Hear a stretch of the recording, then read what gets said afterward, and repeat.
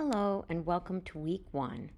For week one, just like many of our weeks, you've got chunks of information with headings such as here's what we're going to do this week, here's what you need to read, here's what you need to watch, here's what you need to do, and here's some additional resources. We're going to look at these more in depth as we move through this short weekly video. Okay, so this week you're going to learn about academic arguments as conversations. So you're going to engage in a conversation that already exists out there about your topic. And with any conversation that we have with others in our lives, we're adding on to what's already been said about that topic. You are going to brainstorm an effective research topic, but please note, you'll be writing about just one topic this entire semester, so I encourage you to choose that topic carefully using some of the criteria that we'll get to in just a second. You're going to develop strong, specific research questions, which are going to help you explore your research topic, and it's going to help you begin your research with specific questions in mind. This helps us as researchers narrow the field of our research. So you're going to see the week one lecture. This is what you're watching right now for a more comprehensive explanation of choosing a research topic for the semester, but I really want you to keep in mind this criteria. Your topic needs to focus on a problem or a debatable issue and one that's not overdone, i.e. something like gun control laws. It's best if you choose a lesser known topic, a problem that you've seen or experienced in your life. You can also choose a research topic that relates to your field of study or what you're hoping to pursue as a profession. You should have some prior knowledge of and personal experience with your topic. Please do not pick a topic simply after randomly looking up research topics on Google. What's something that you are passionate about learning more about? You should feel genuine concern and curiosity about the issue and be able to clearly explain why the problem needs more attention. I encourage you to think local, not global. By that, I want you to think of something that's closer to home. The example given here is that pollution in the Great Lakes is much more manageable as an 8-week research topic than ocean pollution. Think about recent and relevant, not recycled and recurring topics out there. So some problems have been debated for decades without any progression. Again, not only gun control laws, but something like the death penalty would fall into that category. They don't make for great research topics. You want to choose a topic that identifies a lesser known or lesser understood problem. And what I want you to remember when you do something like that is that you become the expert on that particular topic because you're the one researching and presenting the information. If you've got questions about your topic ideas, as I said, I want you to watch through this entire week overview. But if you're stuck, I can try to prompt you and encourage you in ways that will push you towards something that will be manageable for you. And again, this is a short class. It's only 8 weeks long. You want to choose a topic that you can research in that amount of time, but isn't too broad. And that, as these bits of, kind of suggestions have provided, you want local, recent, and relevant. Okay, so as you move through the week, when you get to that, here's what you need to read. You're going to click on these links. You're going to read about identifying a conversation, how to choose a good topic for your research paper, what research is, the qualities of a good research question, and developing a research question. I pointed to the qualities of a good research question because I would pay careful attention to that. You'll notice that in Canvas, you can advance with a next button towards the bottom of posted material. But within the qualities of a good research question, you'll see that you have the opportunity to click next within that source so that you can learn more about those qualities of a good research question. This is going to come in handy when you have to submit a good research question later this week. Okay, 2 things that stood out to me in the qualities of a good research question are: a research question is a question that can be answered in an objective way, at least partially and at least for now. A good research question is one that can be answered using information that already exists or that can be collected.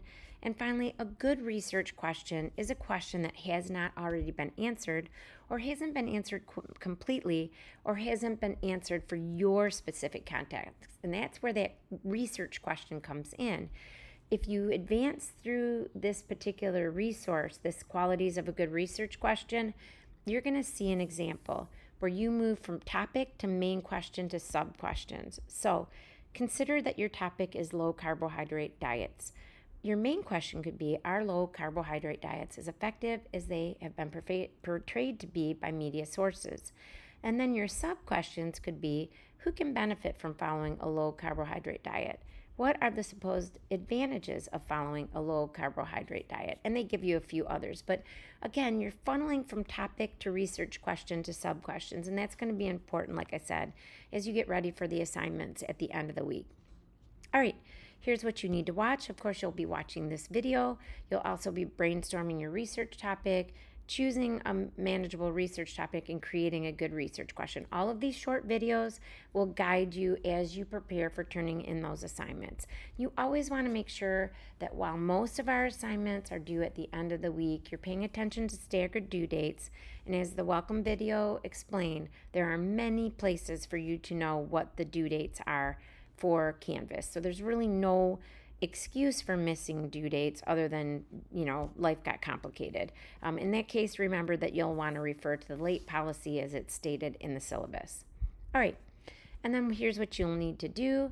You have a week 1 discussion, which is your research topic, and a week 1 activity, which is your research questions and research plan. Let's go through those together. All right, for your week 1 discussion, you're going to obviously read the readings and watch the videos before posting. You can look at that Canvas help at the end of ours, the additional resources that are provided at the end of week 1. You can also read writing a successful discussion board post, but ultimately, as will be a pattern for our discussion forums, you're going to post an answer to the original question or questions, and then you're going to reply to 2 peers. Typically, this will be staggered, so you cannot do them all on Sunday. If you think about this particular one, you've got posting your initial response by Friday at 11:59, and then you have option 1 or 2 for your peer replies. You'll do 2 of those peer replies, but you ultimately need to post those by Sunday. Now, flip side, if you do all of them on Friday or before, that's absolutely fine. But your initial post is due by Friday. Additional, those replies, those peer replies are due on Sunday. All right, so in your original post, you're going to explain about your topic that you plan to write about for this semester. You'll answer these questions. What do you already know, think, feel, or assume about the topic? Why is the topic important to you? What are the different perspectives surrounding this issue? Are there opposing viewpoints? What is your opinion about the issue and why? And you can address any other questions you deem relevant. You're going to cite at least one of the readings or videos from the week 1 module that helped you choose a research topic and explain how it helped. You don't have to cite formally. You can just mention the title of the resource. And then you're going to click reply under this prompt. You see the little green reply button, and simply, type in your response. It needs to be 200 to 250 words. And it's nice sometimes to copy it once you've written it all out before you hit reply, just in case something goes wrong, you don't have to retype it. Now, for your peer replies, you have 2 options. Option number 1 is that you read all of your peer responses to engage more deeply with the discussion. You choose 2 posts that interest you and you reply to those peers. If you see someone has already had 2 replies, I would spread that wealth, as they say, by replying to somebody else. We want to hope that everybody gets some feedback, right? Okay, in your replies to peers, please do all of the following. Address something specific your peer has said, offer an idea or opinion that will help them expand their own thinking, and ask a question. So address something specific, offer an idea or opinion, and ask a question about their topic. You'll write 100 to 150 words for each reply and post by 11:59 on Sunday. So that's option 1. Or option 2 is that you'll read all of your peers' responses to engage more deeply with the discussion. You'll click reply under this prompt to begin a new thread to the discussion that inspires a dialogue about the course materials for the week. For this option, you'll need to do all of the following: summarize the concepts from the readings this week and videos, identify one concept in particular that interests you from identifying a conversation and explain why, reflect upon whether the materials this week enhanced your learning, and identify your research topic and ask for feedback about something, and that needs to be addressed as a typo, and ask for feedback about something specific related to it. This will be 200 to 250 words for each reply, and you'll post by 11:59 p.m. on Sunday. All right, so you can see the submission guidelines. Address all of the original prompt and one of the peer reply options for full credit. Write in your most authentic style and voice always. An informal tone is appropriate, and you can use I. Do your best to observe basic grammar rules, capital letters, punctuation. Remember, this is a writing class, so you're going to want to adhere to, basic standard conventions of grammar, punctuation, usage. Organize distinct ideas into separate paragraphs, and see the rubric by clicking on the 3 vertical dots in the upper right corner of the assignment, and then it says show rubric. You'll click that and you'll be able to see the rubric. So that's your week 1 discussion. For your week 1 activity, your research questions and research plan, in this assignment, you're going to develop 3 strong research questions related to the research topic that you identified in the week 1 discussion. You're also going to explain how you intend to find answers to each question. Before you begin the assignment, of course, make sure that you've read and watched those assigned readings and videos for this week. Begin the assignment by identifying your research topic. Offer a brief explanation of the topic you will research this semester. Explain the issue in the most specific terms you can. Identify why you think this issue is a problem and why it should be addressed. And then you're going to write those 3 strong research questions related to your topic. Think about that example I shared with you just a few minutes ago.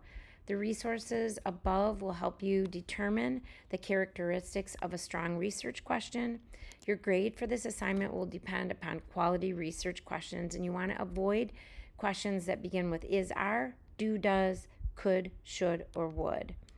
After each research question, describe your research plan for finding the answer to the question. So what types of information do you think you'll want to find? How and where will you look for those types of information? What do you think you'll find? And I want you to be as detailed and specific as possible. Saying that you plan to search Google will not be sufficient. You'll want to structure your assignment so that the topic description, questions, and research plans are all clearly distinct from each other and well organized. Your submission guidelines are to strive to meet all of the goals described above. Submit your work in a docx, or PDF format. You'll keep that MLA formatting where you've got the heading in the upper left corner. You'll include an original title, double space your lines, use Times New Roman 12-point font, 1-inch margins, and left justified text. So everything should be left aligned. Don't forget also to add your header with your last name and page number. You have a rubric for this assignment.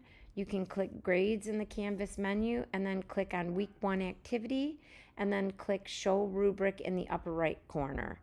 Assignments that have been plagiarized or generated using artificial intelligence will receive a 0 grade. Please review the plagiarism and artificial intelligence link in the welcome module for more information. If you have questions, as always, in both of these assignments, don't hesitate to reach out. All right, don't forget that there's some additional resources, the how-to in Canvas. The first link will show you how to post and reply to a discussion forum prompt in Canvas. The second link will be a step-by-step guide on how to submit your assignments in Canvas. Finally, get started as soon as possible on the week. Remember, if you have questions, please feel free to reach out.